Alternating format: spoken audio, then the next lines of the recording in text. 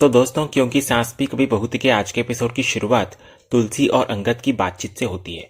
अंगद को लगता है कि तुलसी शांति निकेतन के लिए अपनी इज्जत से समझौता कर रही है, लेकिन तुलसी उसको समझाती है कि परिवार के लिए कुछ करने से औरत का कद छोटा नहीं होता। अंगद फिर चेतावनी देता है कि अगर किसी ने उसकी माँ की मदद को कमजोरी समझकर बदतमीजी करी तो वो चुप नहीं बैठेगा इस बार।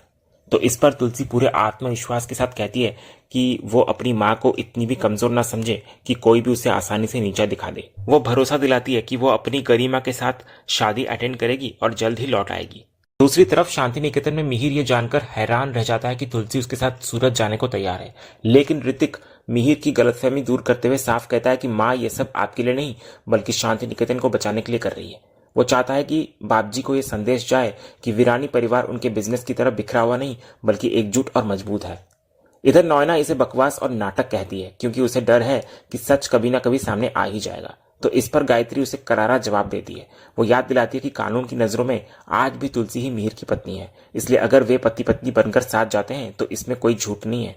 घर को बचाने के लिए यह दिखावा जरूरी है और सबको इसमें साथ देना होगा।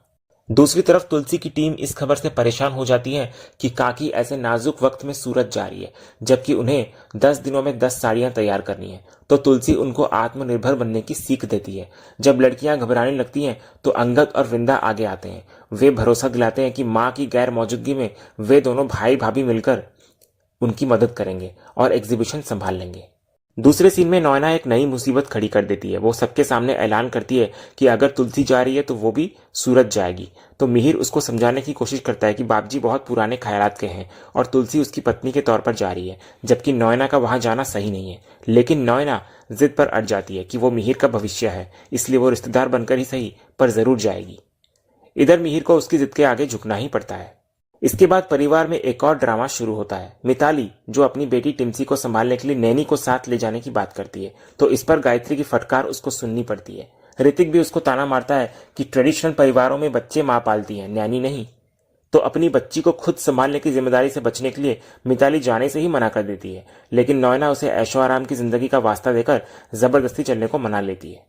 इसके बाद रणविजय एक चाल चलता है। वो परिवार के सामने प्रस्ताव रखता है कि एग्जीबिशन और वेयरहाउस के काम के लिए किसी एक जिम्मेदार व्यक्ति का मुंबई में रुकना बेहद जरूरी है, वरना कामकाज में बड़ी दिक्कत आ सकती है। इसलिए वो खुद को इस कुर्बानी के लिए पेश करता है और सूरत न जाने का फैसला करता है। तो इधर परी जो अपने पति के बिना जाने से हिचकिचा रही होती है, कहती है कि अगर रणविजय नहीं जा रहा तो वो भी यहीं रुक जाएगी, क्योंकि वहां अकेले उसे सबके सवालों का सामना करना पड़ेगा। तो रणविजय मन ही मन झुंझलाता है कि परी उसके प्लान पर पानी फेर रही है। वो बड़ी ही होशियारी से परी को समझाता है कि वो उसके काम की मजबूरी को समझे। फिर वो दलील देता है कि पूरी वीरानी फैमिली साथ जा रही है तो वो अकेली कैसी हुई। इधर नॉयना भी रणविजय की बात में दम देखते हुए उसका समर्थन करती है और कहती है कि रणविजय का यहाँ रुककर काम संभालना ही सही फैसला होगा।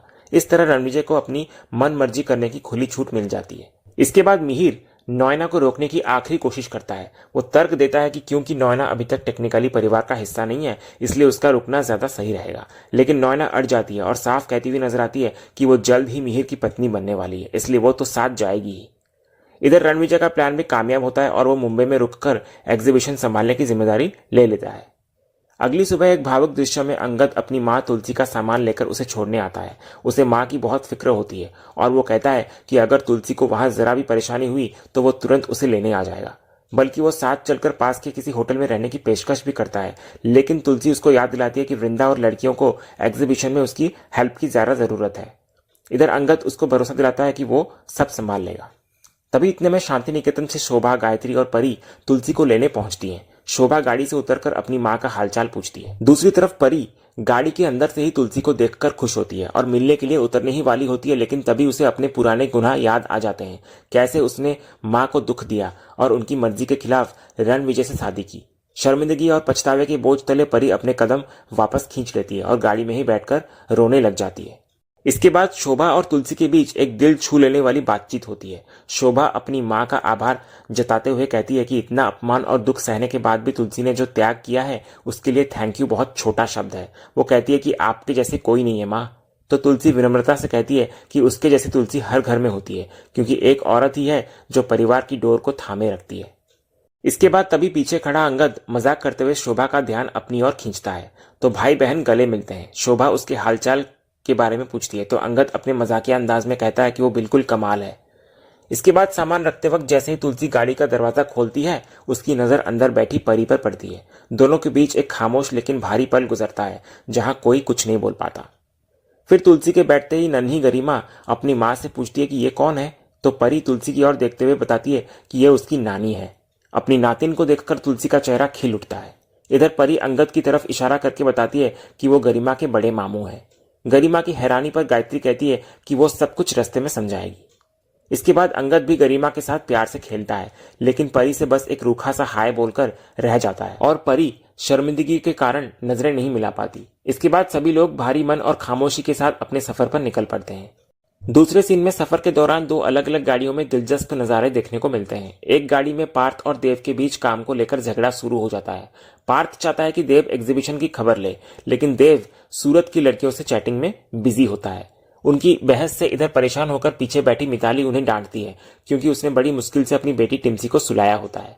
तभी ऋतिक मौका पाकर मिताली पर तंज कसता है कि सालों बाद पहली बार बेटी संभालने की नौबत आई है, इसलिए दिक्कत तो होगी ही।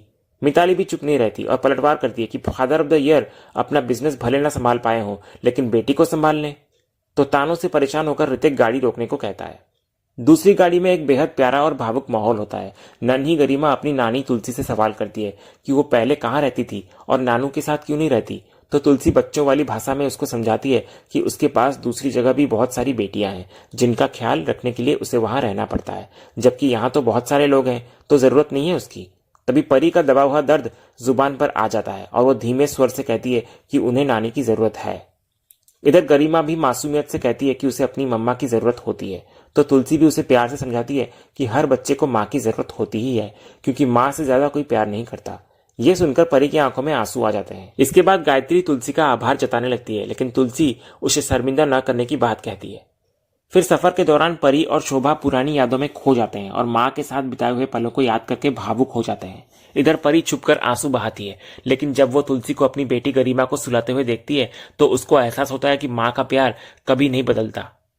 दूसरे सीन में नॉयना और मिहिर के बीच एक दिलचस्प बातचीत होती है। नॉयना चिढ़कर कहती है कि बापजी कितने पुराने ख्यालों के हैं, जिन्हें आज के जमाने में तलाक से दिक्कत है। तो मिहिर उसको समझाता है कि बापजी को तलाक से उतनी दिक्कत नहीं है जितनी इस बात से कि क्या उन्हें उनका पैसा वापस मिलेगा।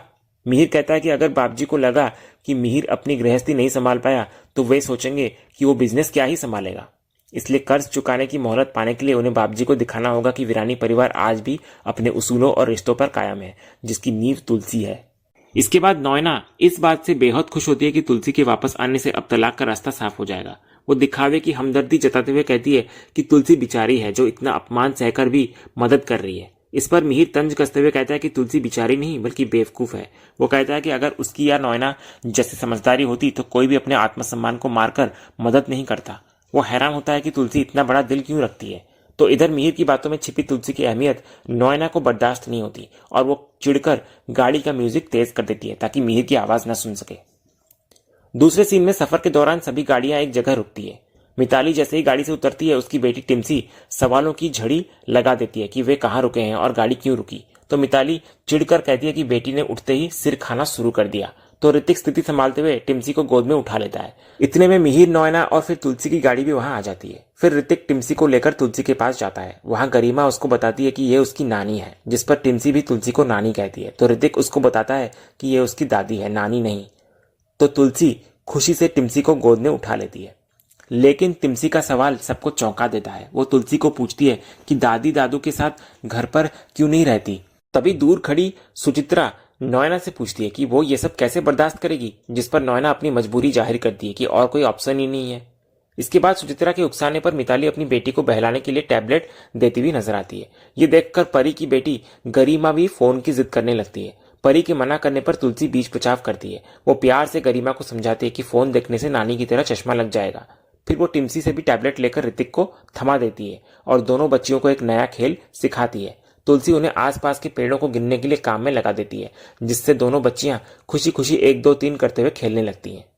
इसके बाद एपिसोड के आखिरी सीन में तुलसी अपनी बहू मिताली का हालचाल पूछती है। तो मिताली जवाब तो देती है कि वो ठीक है, लेकिन साथ ही तुलसी पर तंज कसना नहीं भूलती। वो कटाक्ष करती है कि तुलसी को देखकर लग रहा है कि उनका वजन काफी कम हो गया है, और फिर पूछती है कि क्या वो बहुत ज्यादा तनाव में थी। ये तीखा ताना मारकर मिताली वहां से चली जाती है और इसी कड़वाहट वाले सीन के साथ आज का ये एपिसोड यहीं खत्म होता है। तो दोस्तों, आज का ये वीडियो आपको कैसा लगा कमेंट के माध्यम से हमें जरूर कहिएगा और कमेंट में हाइप करना भी मत भूलिएगा और वीडियो को लाइक शेयर सब्सक्राइब करना भी मत भूलिएगा ताकि ऐसे ही रोज लेटेस्ट एपिसोड के अपडेट्स आप हमारे इस चैनल पर पा सकें। तो मिलते हैं हम एक नया एपिसोड के रिव्यू में, तब तक के लिए नमस्कार।